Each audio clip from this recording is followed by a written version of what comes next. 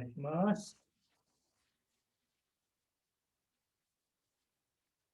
Okay, consciously noticing the body, the surface of the body, more internally. Notice the tissues, bones, the alignment of such. Notice where the weight is held. And again, we want to encourage the process of weight underside. That's not normal. People are holding their weight up in their body. So noticing how and where that's happening for you. Use the out breath as an actively releasing breath. And with each out breath, we get to release and relax more and more.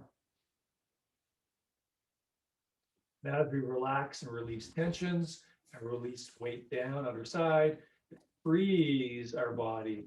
The spine is lengthened and opened just out of that pressure and friction being removed.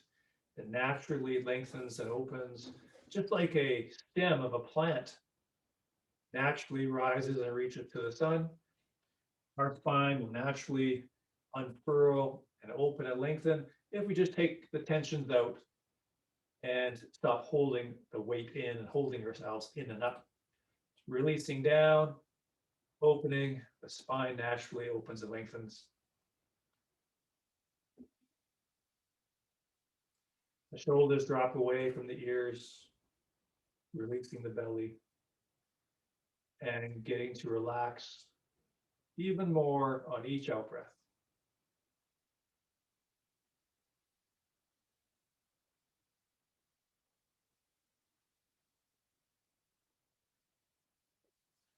Okay, slowly coming up, keeping the spine long, pressing down, push the lengthened spine up. And just for a moment, be mindful of that, keeping that in standing. Am I holding up? Am I holding in? Or can I let weight settle underside? And the more tension and weight I release down, the more the spine and upper body is released and opened like a blossoming flower. Opening stem, unfurling stem, blossoming flower. Opening from the inside out.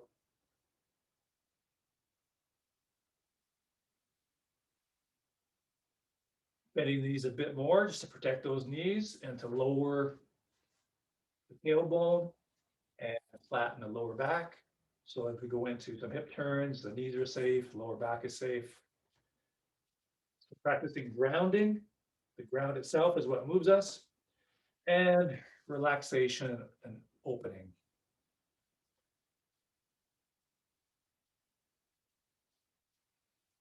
Can you release and relax the shoulders and arms more? Can you use the ground more so that you're not doing it with your body, just learning to release, relax, and time that dropping of the weight so that the earth, the ground, gives back to you using the connection to the ground, using the ground force.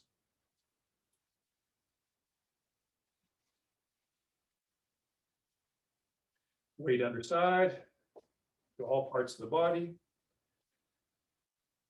And a little wider stance, knees bent over the feet, adding a weight shift to that.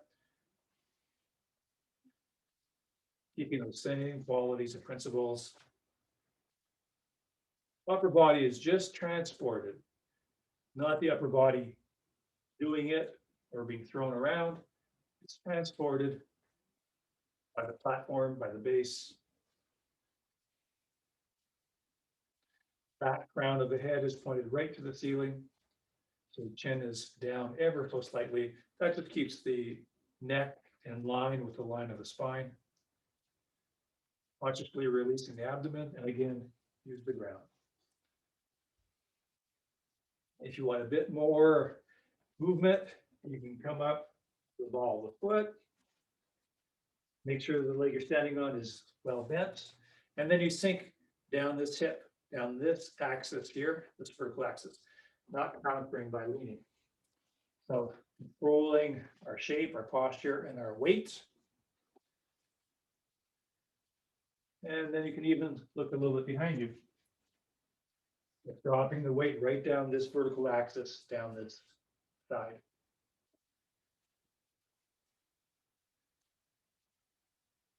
Long stance forward, again, using the ground. Practicing groundedness, rootedness, and relaxation. And verticality, opening. Release the belly, from the side. How much can you use that ground? How much can you rely on the ground for the movement, force? And how much can you align and open the body?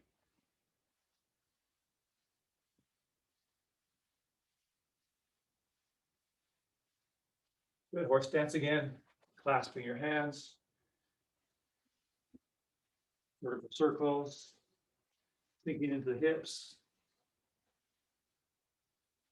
Releasing the abdomen. And the circles one way, explore your range of motion. And the other way, use the ground, sink into the hips. Okay, if we use the white belt program to further our warm up. So let's just go through some of these briefly. So clinical kendo. And once you've done these movements for a period of time, the body starts to know them. So you can more consciously focus on all those qualities and principles that we just talked about. Can I keep weight underside? Can I use the ground to propel me instead of throwing my mass around, throwing my upper body?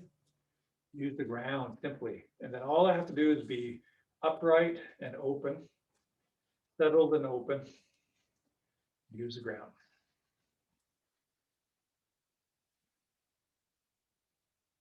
And with the tenkai, with the turn,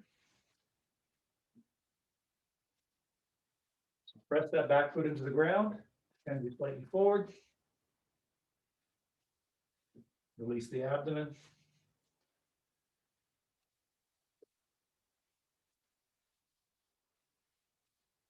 And then we'll come back here again, just forward and back for Minucci.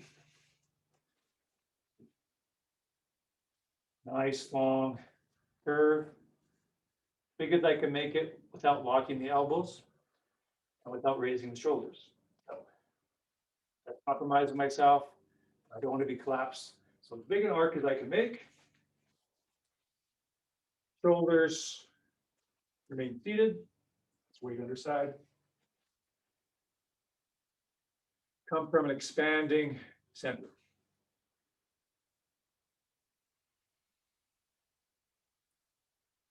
And other side. Hand blades forward. Energize the hand blades.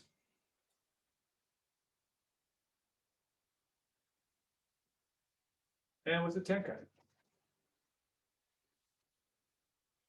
So if you imagine you're still hanging from the string, you're dangling from that elastic like a Halloween skeleton, that gets most of what we want. Keep us vertical, keeps the weight sinking so we connect to the ground can connect to us and give back to us. Lower back will flatten. All those things we talk about mechanically and we typically have to do mechanically all happen organically and happen to you and for you. If you can get more and more like you're hanging out, dangling from the elastic, that puts more work in the legs. That's why people will not do it. And doing it with their upper body. The legs aren't being used, they're not bent. Once you start getting close to locked knees, it locks your lower back, and everything from there starts to lock up. Hang out and bend those knees. Connect to the ground. Drop down, connect to the ground, let the ground give back. Okay. Hanmi no Kamai, ready stance. 60% forward. And switching stance. Okay, switch. And now I'll let you just switch on your own timing. And Watch if you're separating from the ground. Weight underside. Just rotating around the center line. So I don't want to have any lateral movement right now. We'll do that if we're getting offline. Right now, we want a nice, refined, pristine rotation. Right around that fine vertical axis.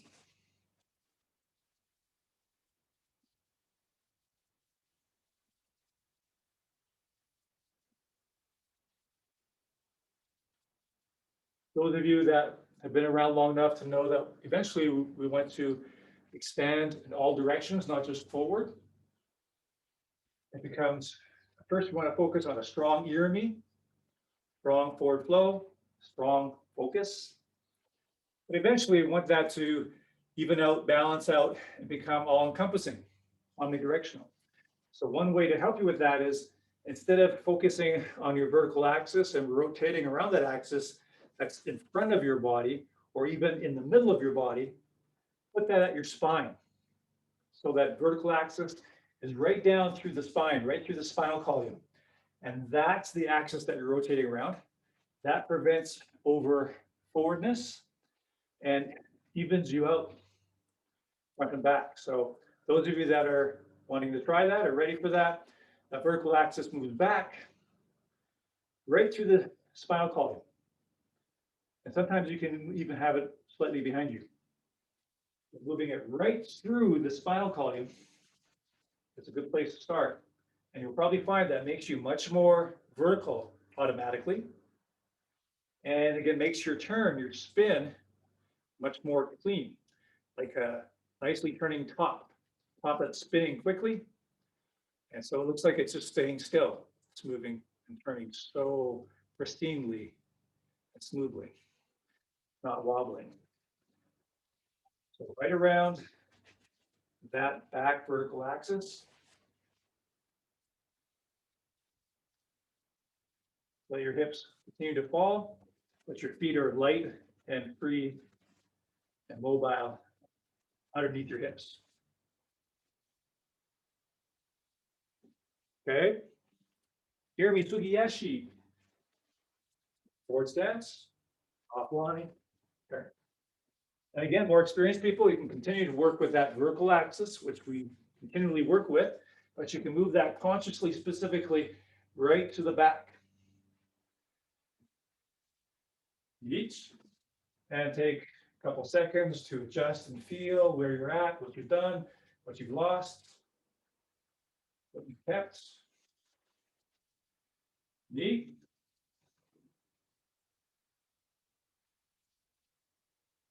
On. So back, if that works for you right now. If you're newer, you're just working on forward flow, that triangulation of your forward energy, forward flow. More experienced people have that center line as always, but move it towards right through the spinal column or even slightly behind the spine.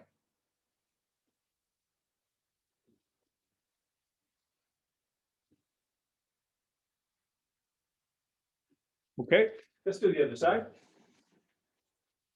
Take a moment to get that slight forward stance without leaning. Triangulation. And keeping that even as we move and after we stop. Each.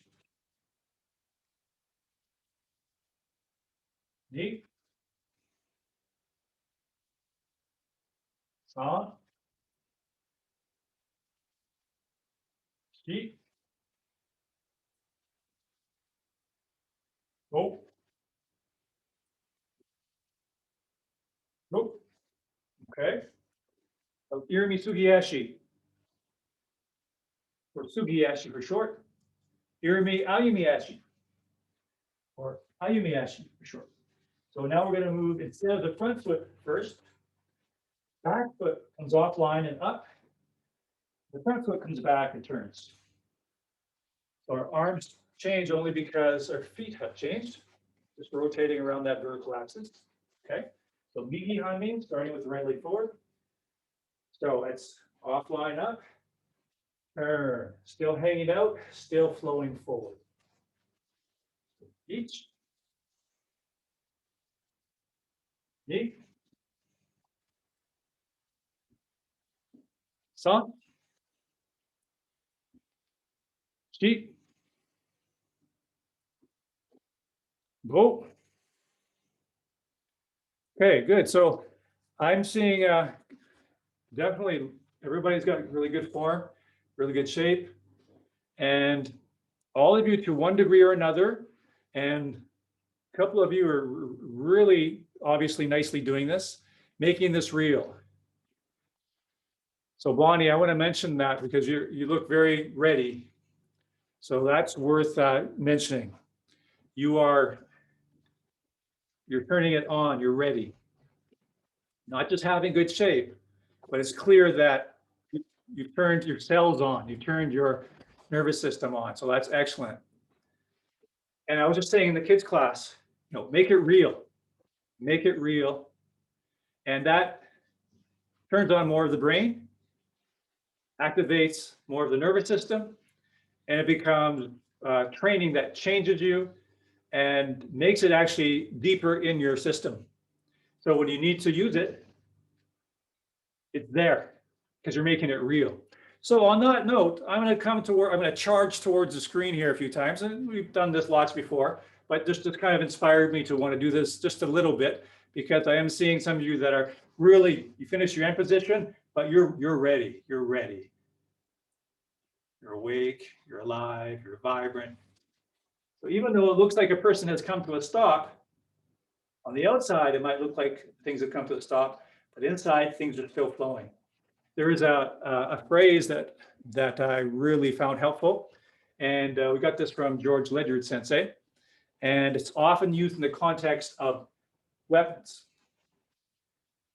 and especially paired weapons, where there's a partner there in front of me, and there's some friendly competitive drills that we do, where you try to get in on your partner, and they're trying to either evade your entrance, evade your strike or attack, and you're trying to prevent them from doing that.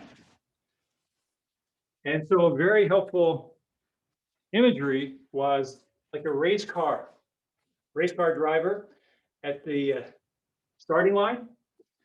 They've got the brake pressed all the way down and the accelerator pressed all the way down. Both. They got the brake all the way down and the accelerator. And so it's all on, it's all engaged.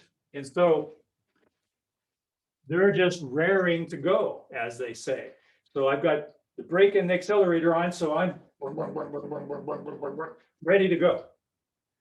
So as soon as that person fires that gun as the indicator to go, it's not a matter of, okay, get going.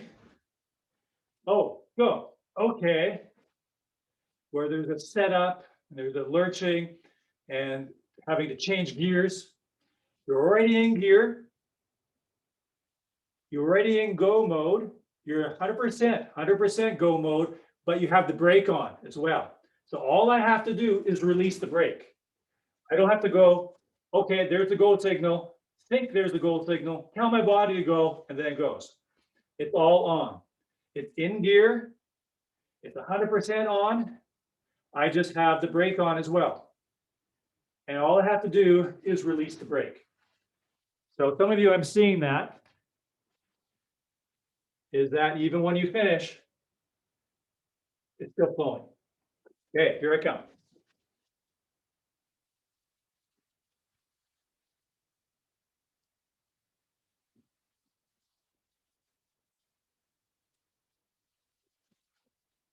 That's it. Now, again, in being consistent with this theme, as I come in, you come offline, great. But keep it on, keep for a few seconds after that, because I might come back again. So don't go to sleep or don't take anything for granted. You are in charge, and this is really the value of weapons training. Really, why we do weapons training. You are in charge of your own space, your own body, your own safety. If you're not, and you don't get hurt, it's because either you're lucky or it was dependent upon the mercy of the other person. Your safety and your destiny, you don't want at the mercy of the other person. That's what the weapons training is really all about, is you are in charge of course, your physical safety, but you're in charge of much more than that, much more subtly than that. You're in charge of your own alignment, your own weight and placement of that weight. You're in charge of your space. You're in charge of your atmosphere. You get to choose and charge your personal atmosphere, and you get to keep that and turn that into whatever you need to. Of course, there's that saying in Japanese and in Zen and in martial arts, Zanshin. Zanshin. Zanshin is ever-present awareness, continuous readiness. It means just basically alert and awake, but not for a second, continuously. Okay, here I come. Good. Now, what if I walk away and come back right again?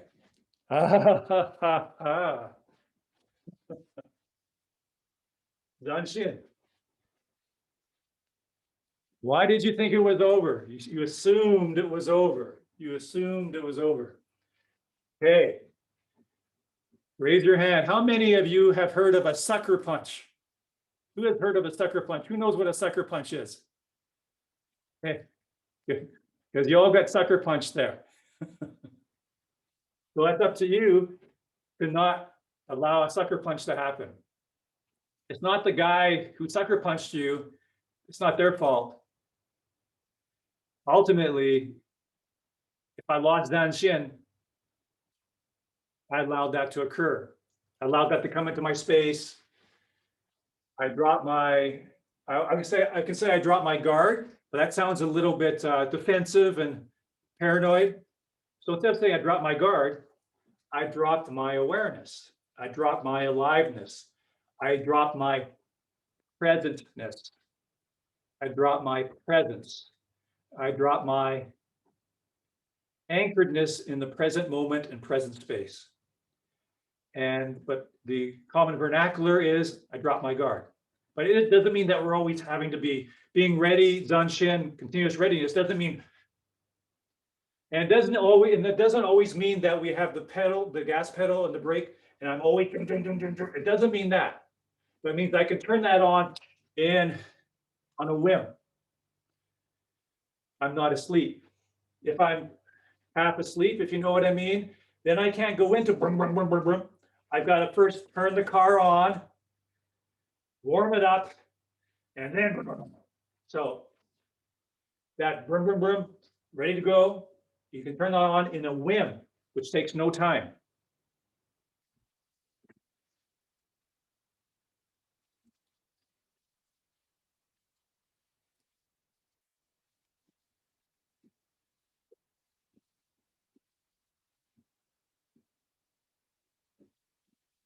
Are you ready? How did you do?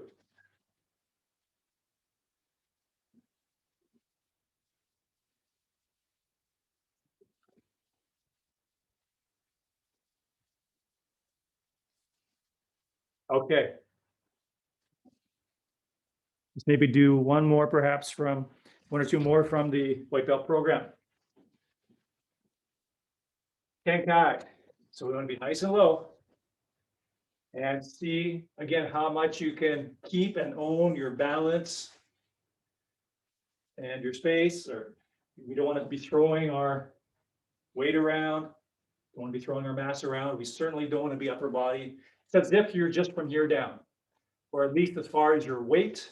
Anything that has mass or weight is only from here down.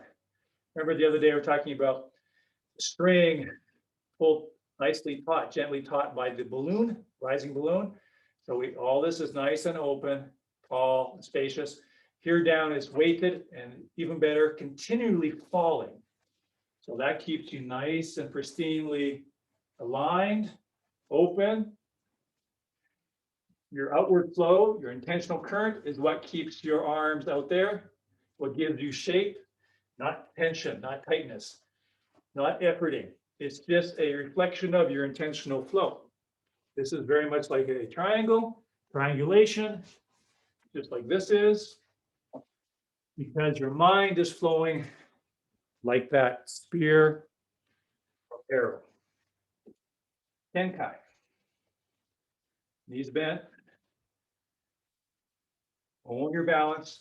Again, what's really helpful for that is your hips are continually falling, or your weight is always sinking through your legs, feet. And then Tenkan is the back leg going behind. Again, especially if you're new, or if you have any knee issues, you want to have a little preparatory movement where the front foot turns on the ball a little bit. So I've done a little bit of a turn already before I throw that leg behind. I turn a little bit so you can see, a little bit of an initial turn before I throw that leg behind. That just makes it easier, friendlier on the knee. I don't always do that, typically do that. If you can connect your leg as one piece, you won't have to do that. But especially if you're on a sticky surface, like in the grass and you're wearing shoes, it could be a little bit stuck, sticky. You want to make sure that your knee is not moving without your foot.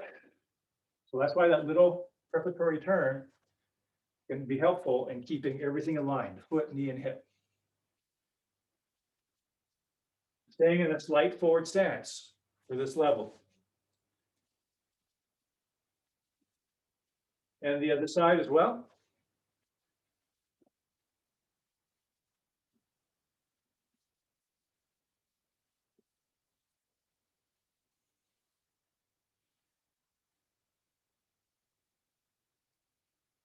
Good.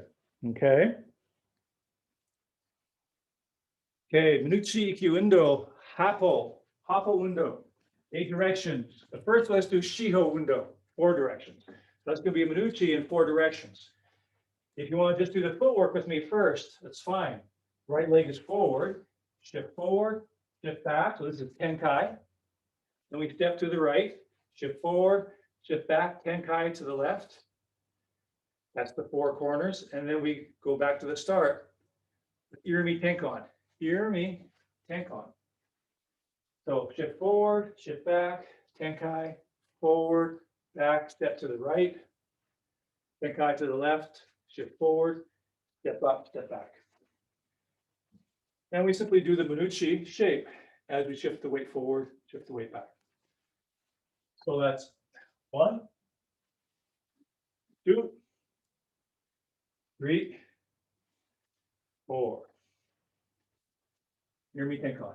Each, knee, san, shi. So of course, more experienced people, there's actually always lots to work on. All the things we work on in Zazen, in Seiza and Zazen, actually. Alignment, weight underside, nice open and lengthening. All that is a lot of good work. Each, knee, san, shi. Okay, this time we'll continue into Hapo Undo, or 8 directions. 1, 2, 3, 4. Right foot to the back corner. Tenkai or pivot to the left front corner. Step into the right front corner. Tenkai to the left, to the back corner. And then we simply turn back to the front wall and start again. 1, 2, check the back of your neck, nice and straight. 3, lower back, nice and straight. 4, right foot into the back corner. Pivot to the left, front corner. Step to the front corner. Pivot to the left, back corner.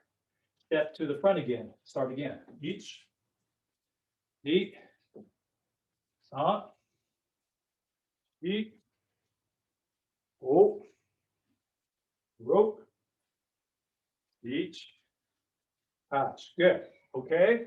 So, Kokyu Ho Undo, Sayu Undo. We'll start with 2 beats. So, we worked a fair bit on this recently. So, make sure that you're not leaning. What you're doing is you're sinking the weight down through that vertical axis. It's not right down your center, it's down this side. 1, 2. 1, 2. Think, think. And that's translated out through your arms. If you think, that sends your arms out. Think, think, turn, turn, think. That sends your arms out. And you may remember for the shape of Sayuendo, our head goes the other direction of our arms. 1, 2. Keep everything in front as you transition. Transition. Arms stay in front. 1, 2. Think, think. Everything in front. Everything unfolds. If you want to pause for a moment, that's some nice imagery again. Unfolding like a flower, unfurling, blossoming like a flower. So maybe you can see that here. I unfurl. I unfurl. So here, it's like opening outward. I think to open, not lean. Also, really to watch out for, not using the back muscles like that. It's I'm only doing this and thinking. My arm is not doing this. So you're just blossoming outward, blossoming forth from your center. So try a few where you have the sense of just expanding from your center. In fact, maybe blossoming like a flower from your center. It's very organic. So it's a good example of naturalness. Coming back to naturalness, training, ironically, having to train these natural qualities, natural essences. Good. And then one beat, right? Try to get all that happening, manifested, expressed on one beat, just on one beat. There. Everything in front. There. Everything in front. There. All in one beat. And just like the ready stance, even though you come to what looks like stillness, you're still flowing and expanding. You're still expanding, still unfurling, even what looks like an end position. What looks like an end position is actually still flowing. Externally, it looks still. Internally, there's still a current flowing. The river is still flowing. The value of the 2 beats is you get to kind of have a sense of rhythm and gives you a chance to relax a bit more on the second beat. Now try to have that opening, flowing, extending on that one beat immediately and continuing all at once. If you have it throughout the whole move, you won't have to turn it on at the end. Everything is about settled, anchored, opening. Okay, now we do the same movement with Manucci as the intermediary movement or the middle movement rather than Kokyo Hundo. Instead of Kokyo Hundo, I do Manucci. So Manucci, I'm going to bring it down into Sayuendo. Now, I have 2 versions now for 7th Q. I have 2 versions. So the first one is up, down, just like a regular Manucci, just the same as a normal basic Manucci. So I step up, I step back, down, then into 1, 2. I step up, so it's all coordinated. Back, down, unfurl, sink, sink. Sink, sink. I step up, I step back, big arc coming down, nice and big and open. Manucci up as you step, Manucci down as you step back, nice and big and open. Advancing, Manucci up, leg it back, Manucci down, shift the weight. There.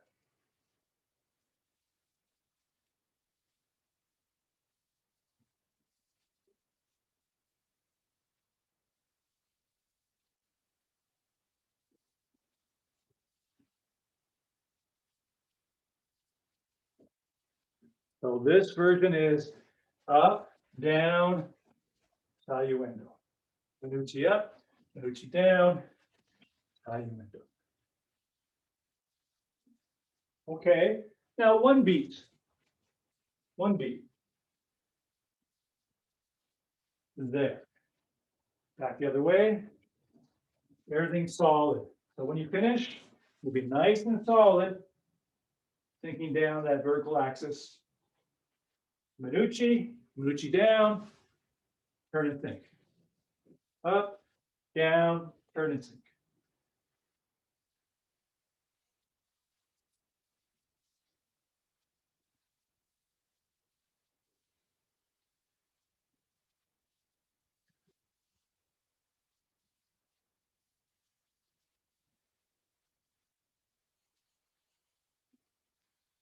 Okay, the second version of this, you might run out of time, but at least you'll see it at least once.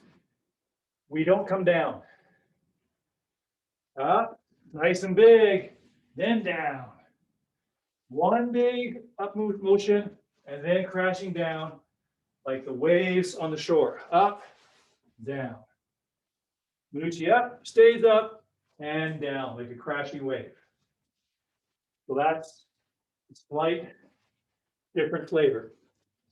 It's even more spacious and big, right? Up, stays up, sink. Up, stays up, and either 1, 2, or 1. Good. Okay, let's bow out.